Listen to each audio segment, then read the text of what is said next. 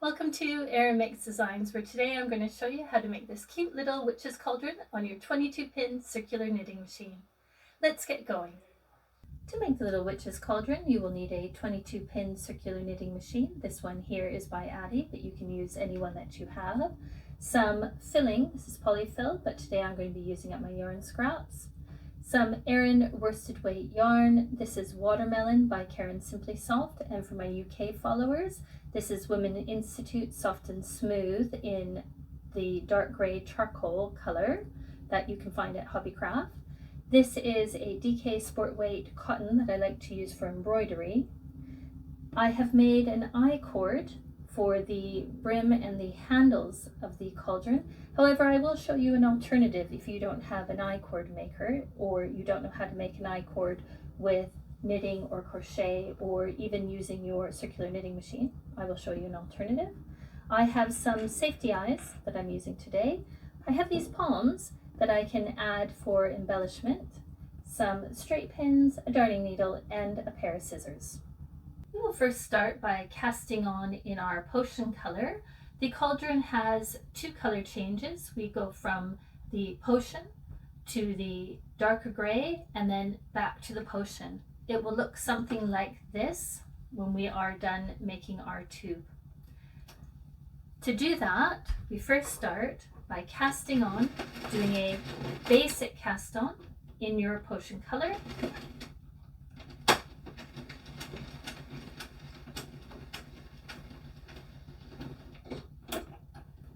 And then we will knit 4 rows in this color.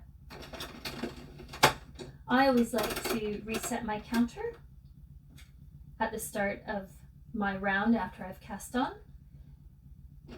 Now, a lot of you will know that the 22-pin machines have a common problem, and that's where the yarn will snag on the pegs just as soon as the tension starts to get greater after the cast on. It usually happens only in the first couple of rows. I'm going to show you what I do here. As the yarn snags, I just take my darning needle and I lift the yarn up and over the peg, and that's it. And I continue doing that. I usually only have to do it in the first or second row, and then I can crank away as fast as I normally would. I have an entire video which explains how I solve this issue, but also why I think it happens, that you might be interested in looking at. I don't believe it's the machine's fault, nor do I think it's user's fault. It's just physics. Right, here we go. And now I'm going to knit 4 rows. And there we go.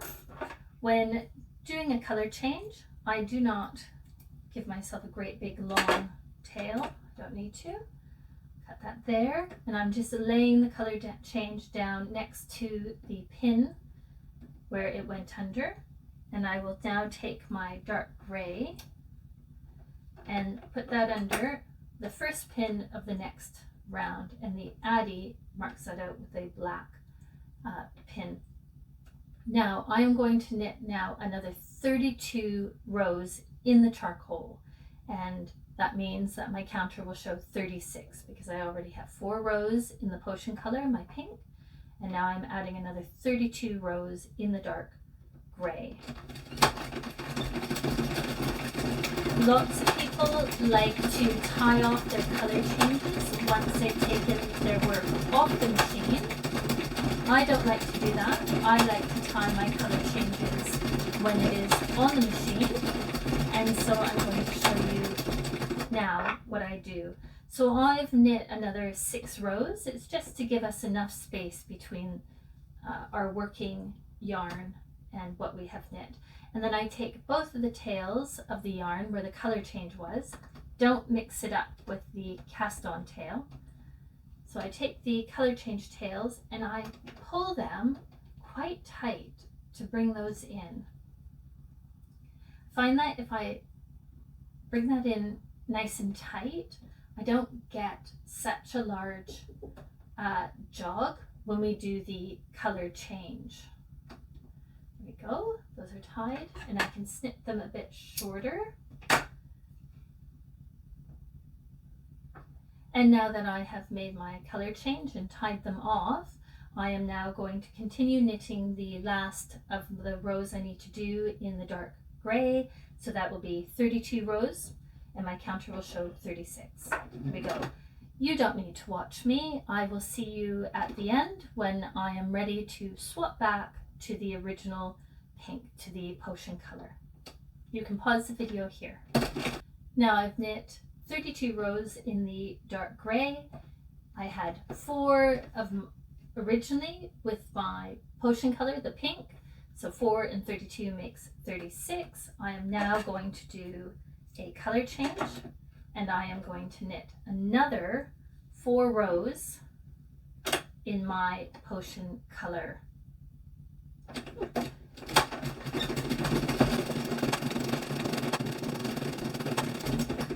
Now I'm just about to get to 40, which is the total number of rows in this tube, and I am going to do a quick tie off of that color change. Now I probably wouldn't normally want to do my color change and tie it off this close, but I can still pull it nice and tight, so I'm going to do that. So I really don't like doing the changes once the tube is off the machine, but if you prefer to take the knitting off your machine and do a color change, tie your color change ends at that point, then you go ahead and do that. I'm just going to finish. There we go. And now I have knit 40 rows in total. I have 4 in the original cast on color of the pink, the potion color. I've then knit another 32 in the dark gray, and then I've done another 4 in the potion color again. So I'm going to cut myself a tail and take the yarn off the machine.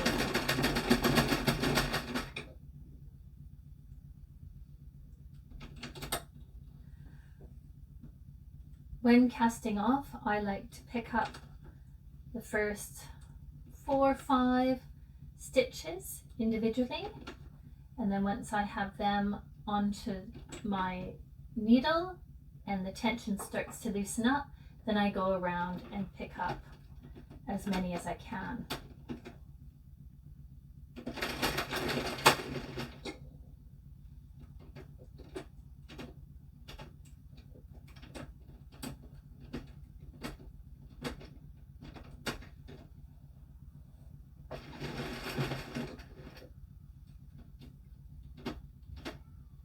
And there we go.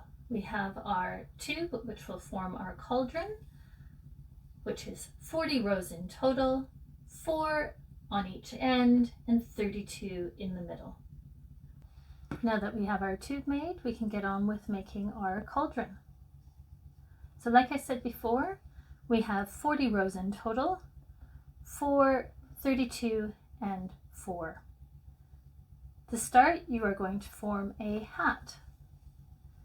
Just to say, if you didn't tie off your color changes while your work was on the machine, you need to stop, tie your color change tails now, and then come back and join me. So we're going to make ourselves a little hat.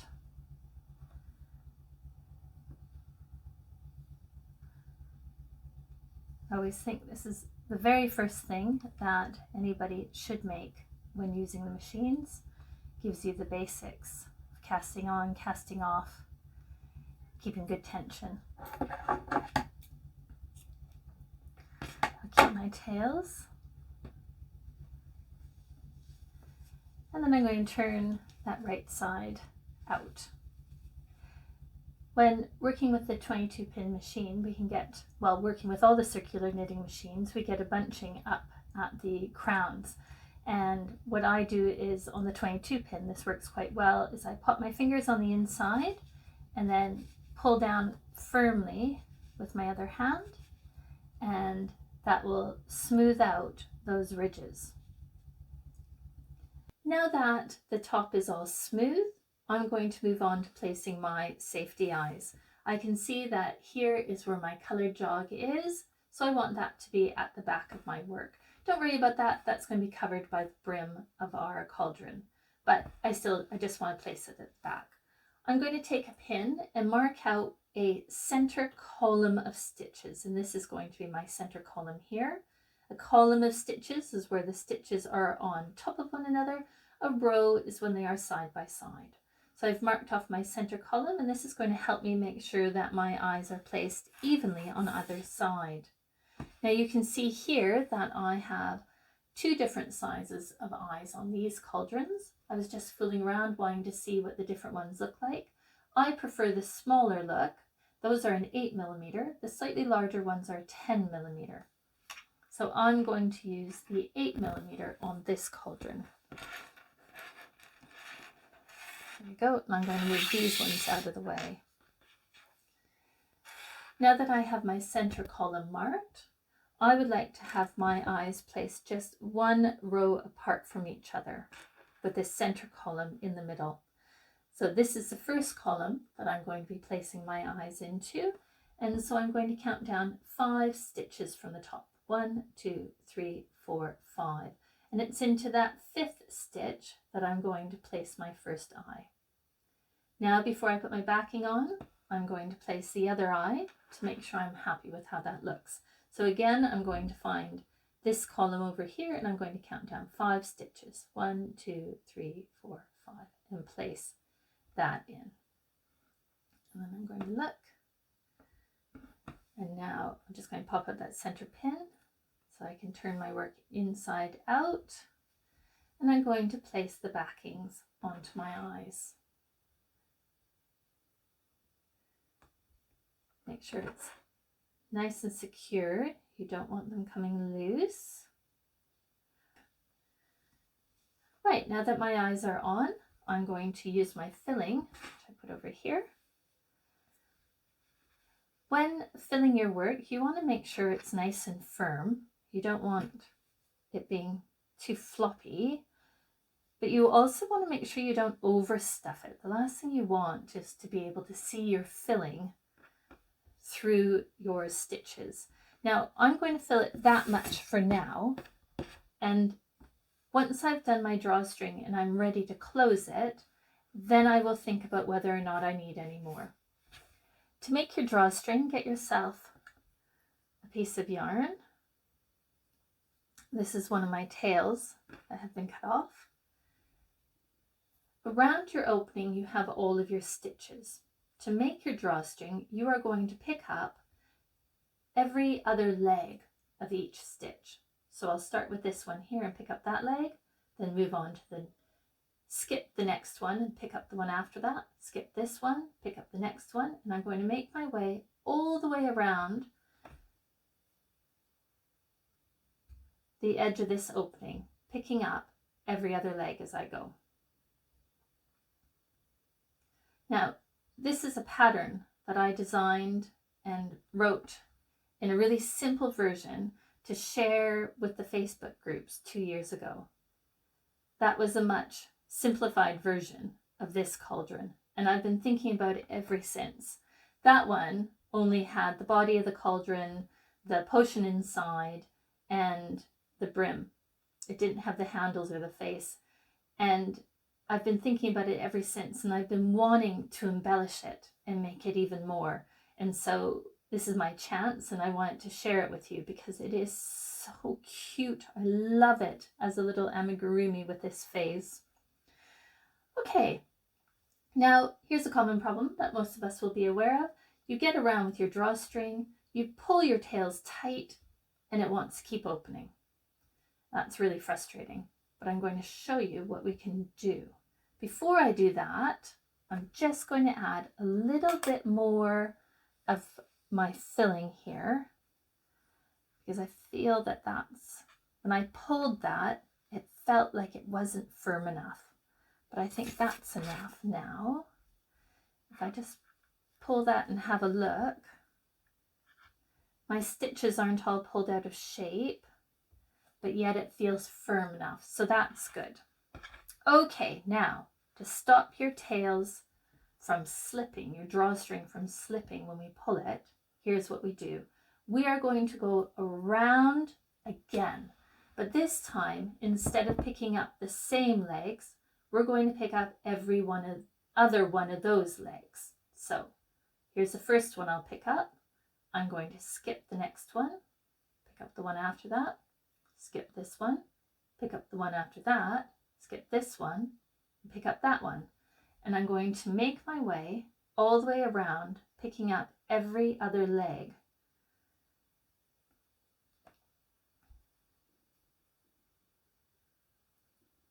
This isn't my trick. I saw this online a while ago and I thought, that is brilliant. Unfortunately, I couldn't find the person to be able to credit them. Sorry. But anyway, there we go. I'm not claiming it as my own.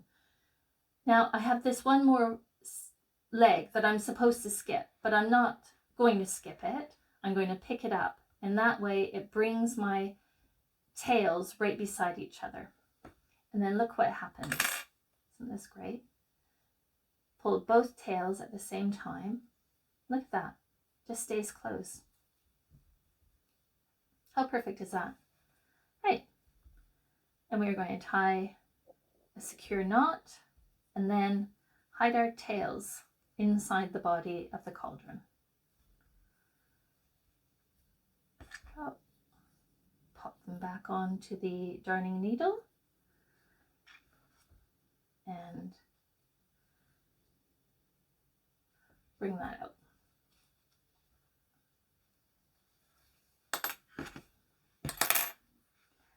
Cut my tails and pull the yarn to hide the tails inside the work. And there we go. We have the beginning of our cauldron, and I can't tell you how happy I am with that. I am thrilled, not just because it's starting to take shape and look super cute, but because this is actually the 4th time I've filmed this. I have filmed it 3 other times where I forgot to put the eyes in each time. Okay, the next thing we're going to do is we're going to get on with making our brim. I told you at the beginning that I had an alternative for using an I-cord. There are 2 that I've come up with.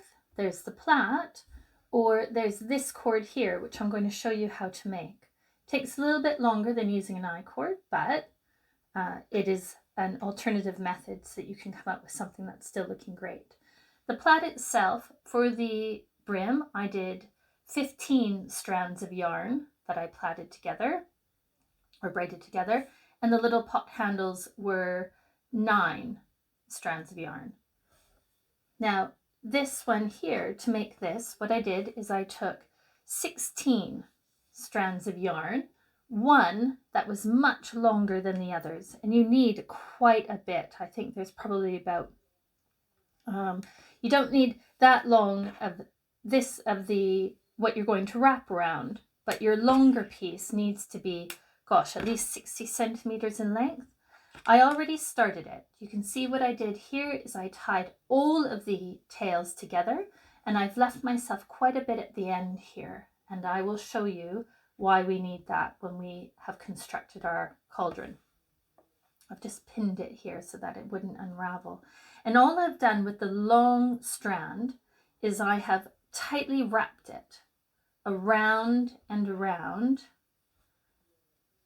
the other strands of yarn.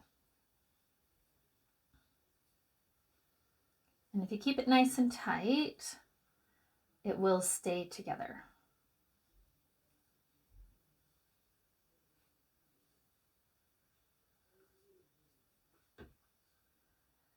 And once you are down, and you know you will have done enough because you can place it all the way around the top of your cauldron, covering where your color change is. When you've come down, you are then going to tie yourself a knot. And this is exactly the same with the braid, with the plait. I say both braid and plait because I noticed here in the UK, they say plait, but as a Canadian, I grew up saying braid, so I'm just going to use both.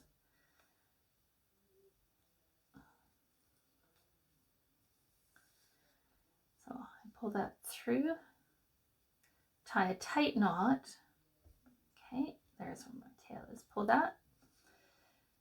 All right, and then what you've made is you have made yourself a cord. Mine's a little bit loose, I'm sorry. I was making it in haste to be able to show you as an alternative, but you will do yours nice and tight. Okay, and I'm just going to cut these tails again, leaving myself a nice long section of tails, and you'll see why. You'll see why at the end. I'm just going to set that aside. We are ready now to move on to placing our I-cord. Now, to place the I-cord around the brim, I first need to measure it to make sure it's the right length. And I'm going to cut myself a little bit longer. You'll see I haven't finished off either end of my I-cord, and that's because you don't need to, because we are going to be grafting them together. So I'll cut my I-cord about there. Again, it's a bit more than I need, and you will see why. Sorry, there's an alarm going off outside. Stop now. Right, there is, I'm going to pull my tail out a little bit to loosen it, to get rid of all these little cut-offs. And I'm going to keep unraveling it until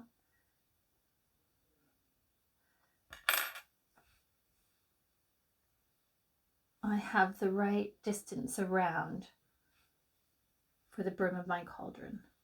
I think just a little bit more. I'll pull a bit from this side. Let's see. I think that's about good. And what I'm going to do now is I'm going to graft both ends together. And you want to make sure you follow your lines, your columns, so that they are matching up. You don't want to twist in your brim. And I'm going to just pop this tail. I don't need it to be, I'm going to use one tail for sewing on, so I'm not going to cut it. Just put that back onto my needle. And I am going to, see if you can see that clearly, just move that out of the way. Making sure that my I-cord has not twisted, I'm going to very carefully bring the yarn and the needle through the corresponding live stitch on the other end of the I-cord, where I'm grafting it together. Now I want to come and go right back through that live stitch I came from, because the moment I start pulling my yarn, it will pull that live stitch out, and that will be awkward. Pull that through. Just going to say, I don't know if you can hear my husband in the background. He and my son are playing the most amazing card game, and he gets right into it and dramatizes everything. It's very sweet. Anyway, I am going to now come back and go through the next stitch, and I'm going to make my way around. Sorry, I'm just laughing. He's in the background. My son loves it. He doesn't let on though. He's a teenager, so there's a lot of mumbling, but I know he loves it. Anyway, I'm just going to come back through each stitch, back and forth. I'm going to come through this one now at the same time, trying not to tangle them. Sorry if it looks a mess on film. I hope you can see and understand what I'm doing. I'm just going back and forth. There's this next one, picking up each of the stitches and bringing them back over, bringing my needle back over. Sorry, get that out of the way. Here.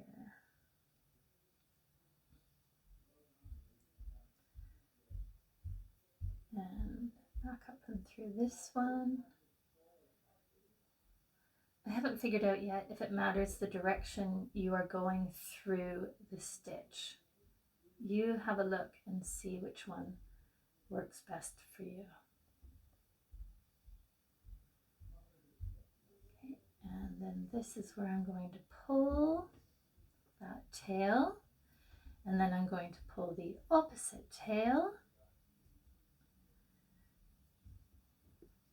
and that has come together in a near invisible join. I mean, nothing's ever going to be perfect. And what I want to do now is I want to bring my tails through to each other so that I can tie them off, just like I did when I was closing up the body of the cauldron.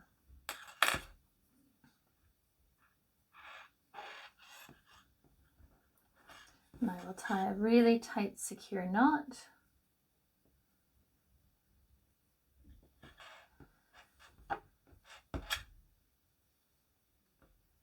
And now I will bring the tails back in and through.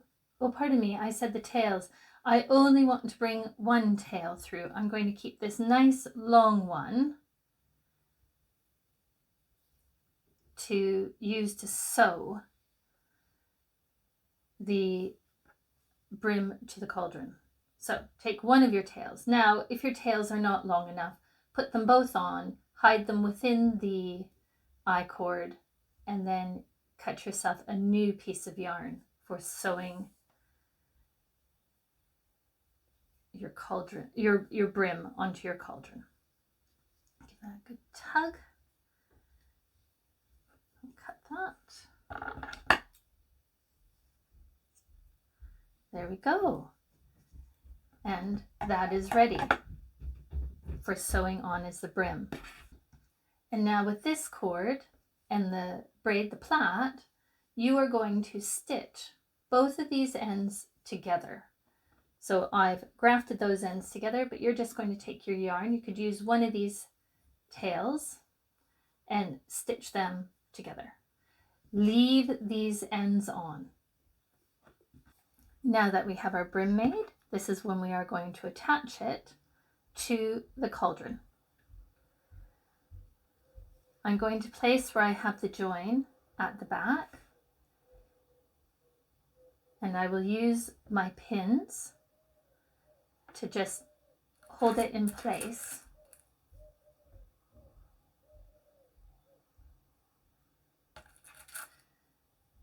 Around the top of the brim. Around the top of the cauldron, making sure that you don't have a twist as you are pinning these in place. I've had to open the window. My studio is starting to warm up as the sun is starting to move around the house. And you might hear in the background the wood pigeons that live in our back garden cooing. Now that that is pinned, pop your tail back onto your darning needle, and this is where we're going to begin our sewing. I want you to pick up on the body. I'll just move this out of the way so you can see. On the body of the cauldron, I want you to pick up the legs of each stitch. And then you come back up to the cauldron and you are going to pick up the bars that fall. It's a bit fit. I'm just going to unpin that. So let's see, hopefully that has stayed in focus. Up here on my cauldron, because we are working into a column of stitches, they are on top of one another, I'm going to bring my needle in through the middle of one stitch and out. And what I'm picking up are the bars that lie between the legs. Then I will come back down and pick up the legs of a stitch and then come back up and go into the same column of stitches and pick up, can you see that there? Can you see them? Those are the bars. Pick up the bars. And I am going to make my way all the way around the cauldron, working into the same row of stitches all the way around and into the same column of stitches on the brim.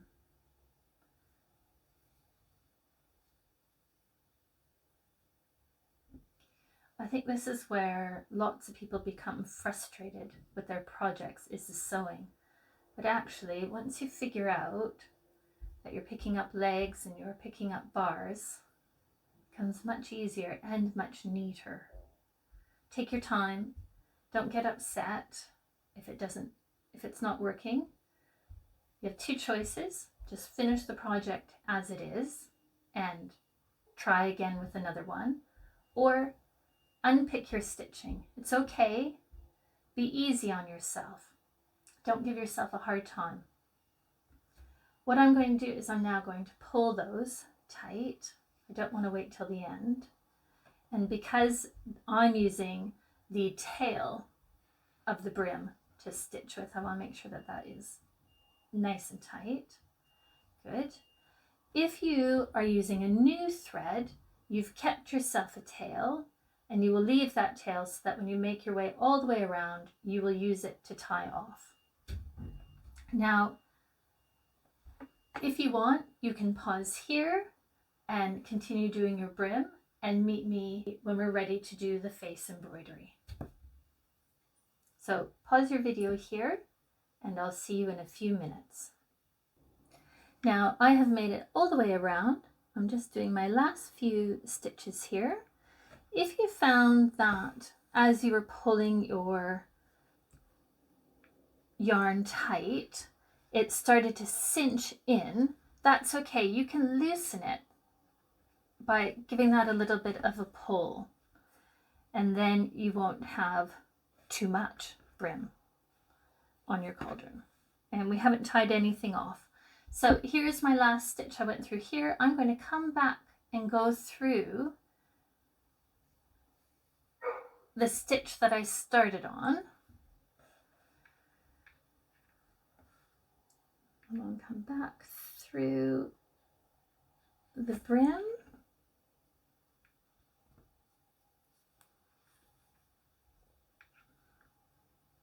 Okay, that is all done. Now, if you had used a separate piece of yarn to stitch this on, you will have a tail, and you are going to tie those tails together and then hide them inside the body of the cauldron. But if you, like me, have used your tail that was attached to the eyed cord, what we're going to do is we're going to come underneath the brim, so it's hidden. We are going to pick up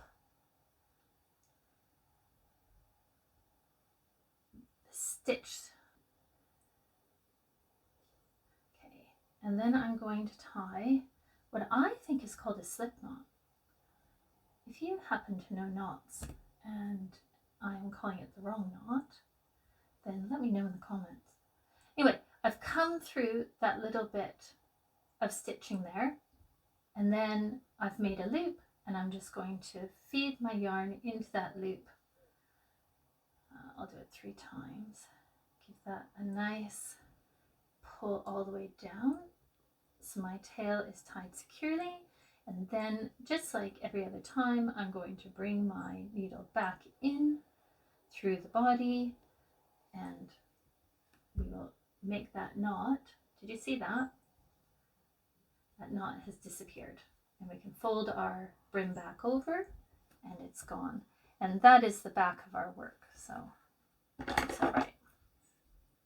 And we'll cut the tail off. Pull your knitting. Let's make sure it's not there anywhere. And there we go. Now we have our cauldron with our eyes and the brim.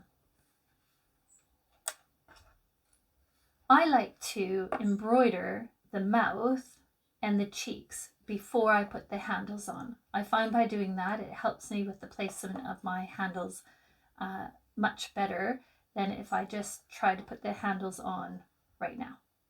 So we're going to do that next. For those of you who made the alternative I-cord by wrapping the cord or by braiding and plaiting it, here is what yours would look like. We've sewed it on exactly the same way. Now we have these knots and tails to contend with. I'm at the back, I've sewn all the way around. What I want to do is to bring my tails, make sure they're coming up and through those knots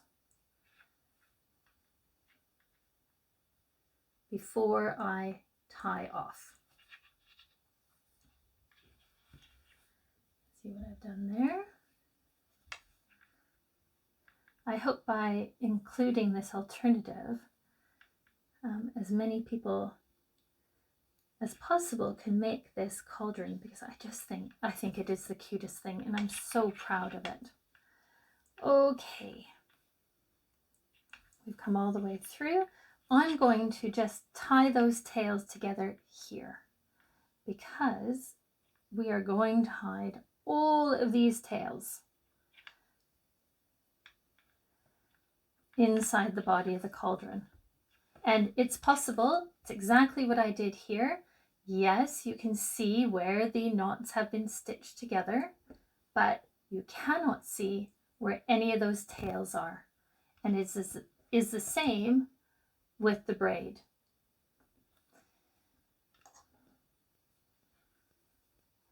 It's a little bit of a longer process.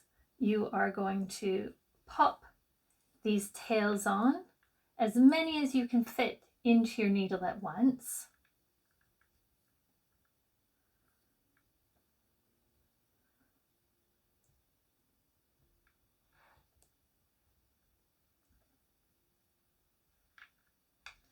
Nice and close to where you have your knot tied, and as much underneath that brim as possible, because you want to hide it once you are done. And you are going to continue, you can see how that's pulled in, you are going to continue pulling these tails into the body of the cauldron. Oops.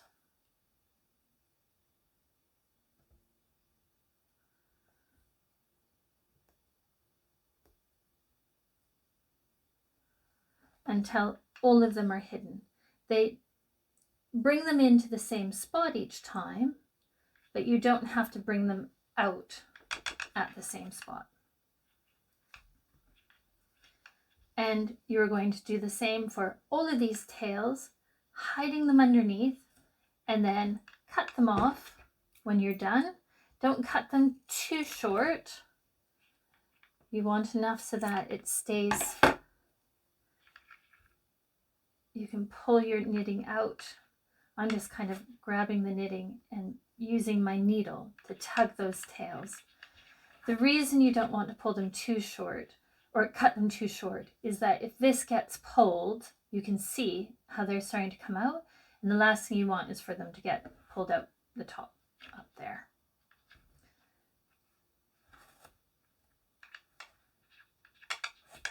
So I will just see you once we have all of those hidden underneath. You can pause the video here.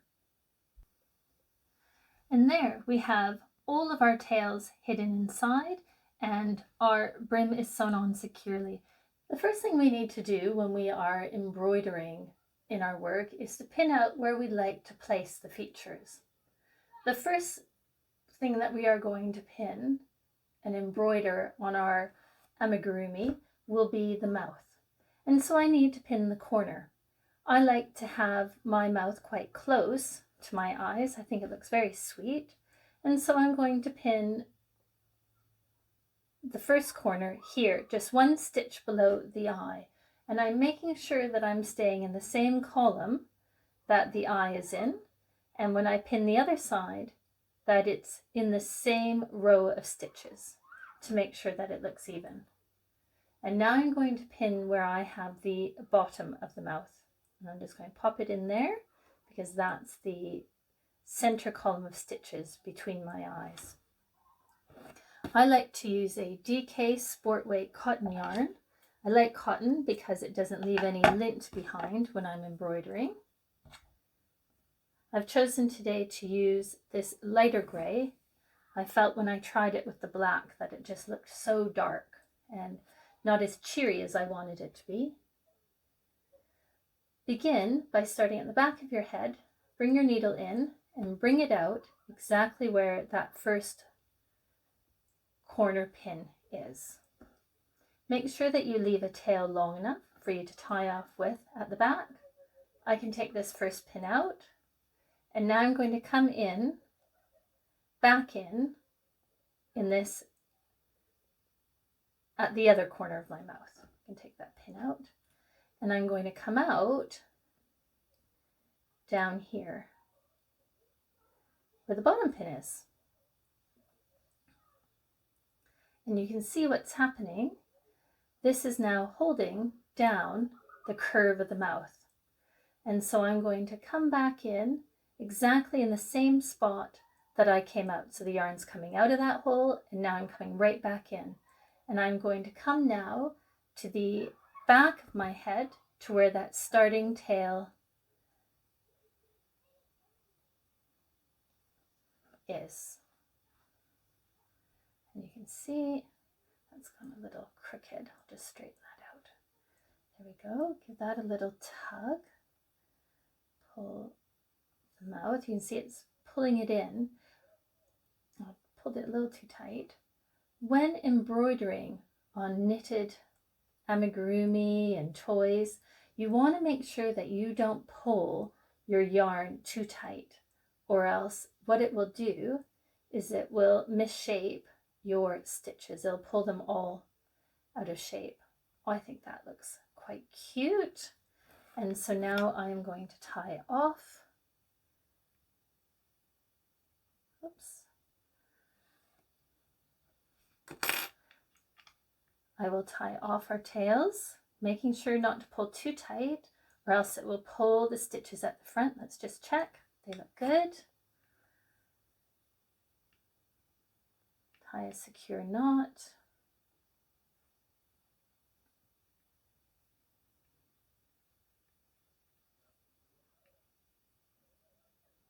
And like every other time, I'm going to pop the tails back onto my needle.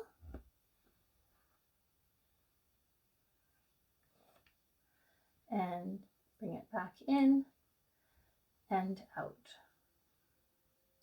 There we go. The knot is gone. And I'll just cut my tails and pull the knitting out. And there we go. The mouth is done. And we can move on to doing the cheeks, which I think are quite cute. There we go. Don't need much. I'm not going to pin where the cheeks are because they are only one stitch wide, and I know exactly where I want them to be. Now you can have a look at your face. You don't have to make your mouth like I made mine, and you don't have to put your cheeks like I have mine. I'm just showing you the technique, and then you can make yours as big or small or place them wherever you like. Again, we're going to start at the back, and I'm going to bring my needle out right at that first corner of the mouth into that same stitch, leaving a tail, and I'm just going to come over one stitch, staying in the same row so that I have a nice straight cheek. And I'm going to come across and come out at that same corner of my mouth. Again, don't pull so tight. You don't want to pull that stitch out of shape. And then I'm going to go straight back in, making sure I'm sticking to the same row of stitches, and I will bring my needle out at the back.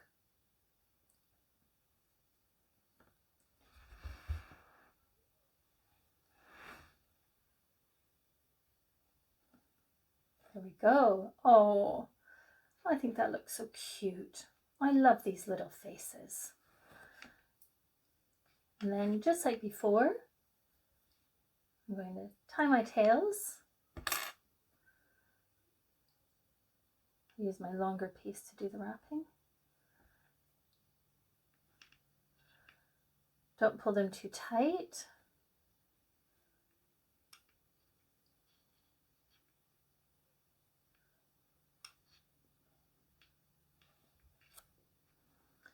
pop the yarn back onto my needle,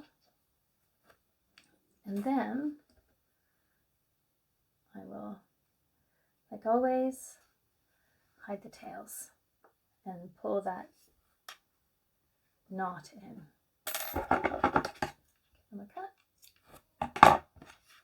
And there we go. Oh, look. Isn't that cute? Gosh, I love how these look. Next, we will move on to making our pot handles. To make our pot handles, we are going to do the same way that we did our brim, using our I-cord. You can make yourself another one of these cords. When I did mine, instead of 15 strands of yarn to make this thicker cord, I just did, I believe this one is just 12 strands that I wrapped around. And with the plait, instead of plaiting 15 strands together, I did 12 as well. Now, obviously, my handles are going to be much shorter than here. So I'm going to say to myself, I'll move that out of the way, say to myself, I want my handles to be about that big. Don't want them to be huge. They kind of look like little arms sticking off. And so in the same way that I did the brim, actually before I do that, let's go in, that's right, and pull myself a tail over here that I'm going to be able to use. And I'm going to tidy up that end. Okay, now, same way, I'm going to measure out about how much I need, how big I'd like my handle to be. That I'd say is about 4 centimeters. And just like before, I'm going to cut it a little bit longer and then unravel so that I have a tail. And I will unravel the tail until I get down to the size that I want. Okay. And the beauty of this is you make them exactly how you would like them to be.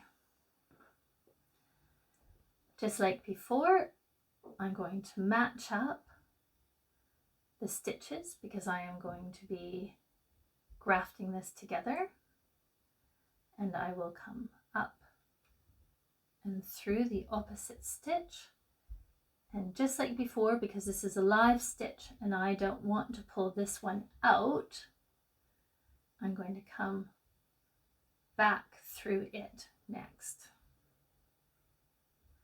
And now I will come through here and we will go back and forth, grafting the pot handle together.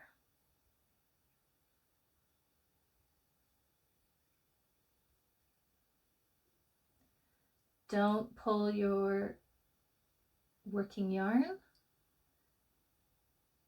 until you've come all the way through every live stitch. So you don't want to risk pulling your stitches out. What is that? There we go. Through there, that's the last one. Give your working yarn a pull to bring that all together. Give your other tail a pull. And there we go. We have the shape of our first handle. And just like every other time, I'm going to bring my tails through to meet up with one another. Tie them in a knot.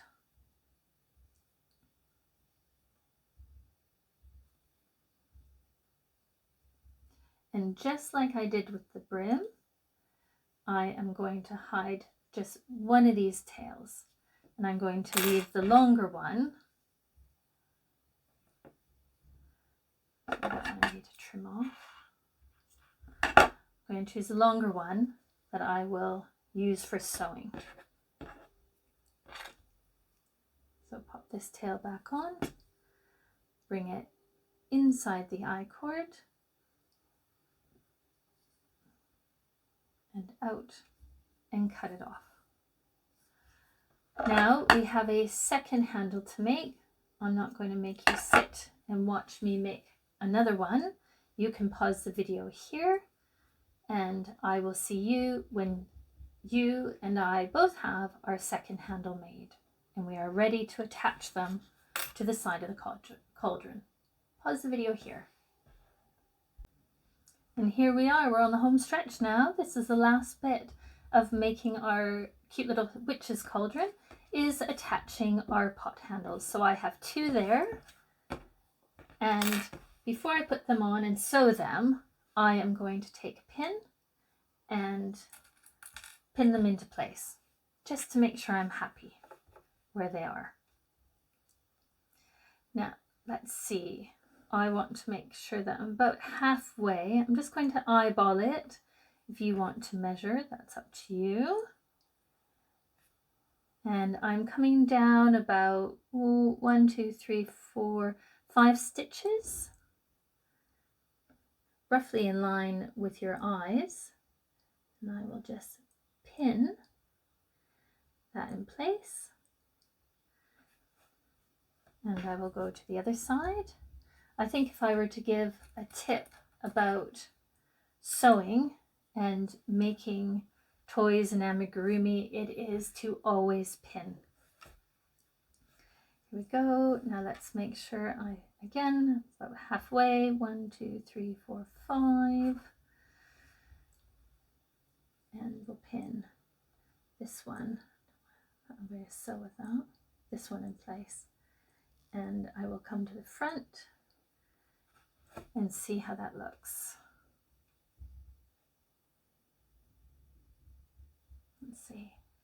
I think that's about good. I think maybe it's a little low. I'm going to just move it up a stitch.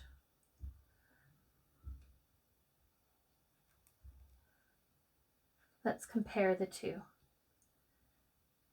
Yeah, I think I like it a little bit higher. So move this one up a stitch as well.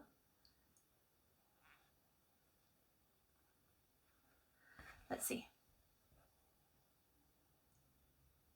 Yes, I think that's good. I'm happy with that. Right, let's do this. Here we go. I am going to bring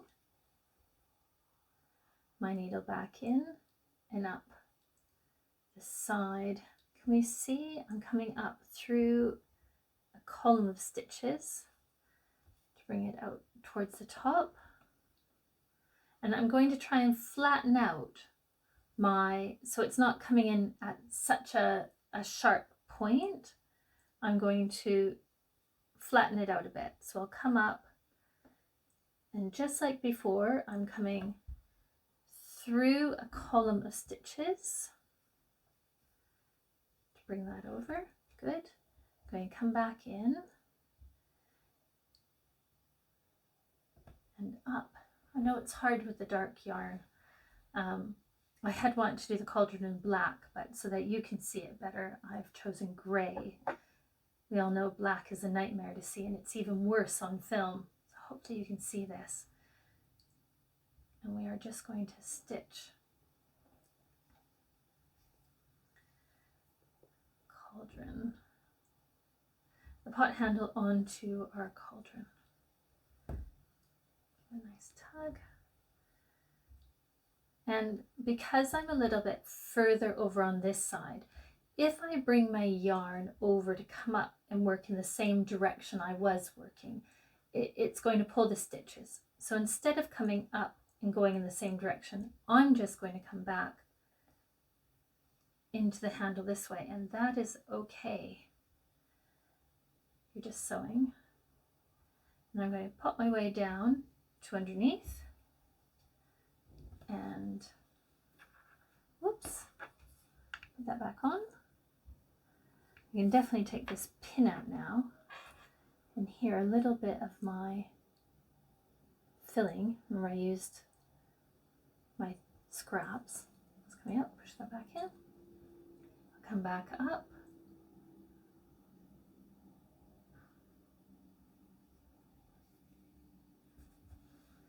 It's getting short, so it feels like it's going to keep wanting to fall off my needle.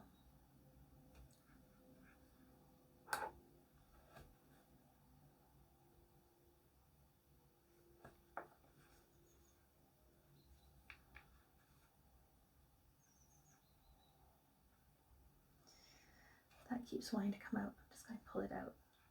Hopefully it's not some good. Okay. There we go. The thing about working with your scraps is sometimes they want to poke through. Now you need to think about that. If you are planning on selling these, you may not want to be putting your scrap pieces in, but I am not selling mine, so it's not something I need to think about. I've made it all the way around now. Let's have a look. Oh, that's just looking darling, isn't it? And because I have used my tail for sewing, just like I did with the brim, I'm going to have to make a slip knot. So I'm going to come back to the underside where you can hide all evils, can't you, down here?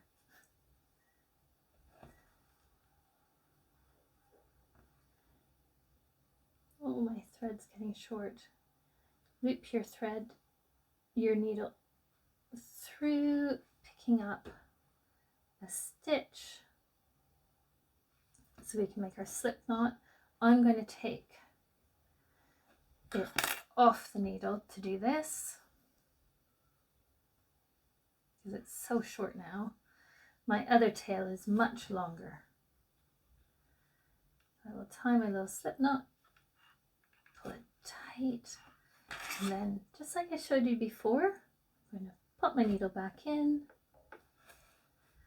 put the thread back through the eye, and pull that tail out and pull it tight so that the knot is gone. My tail off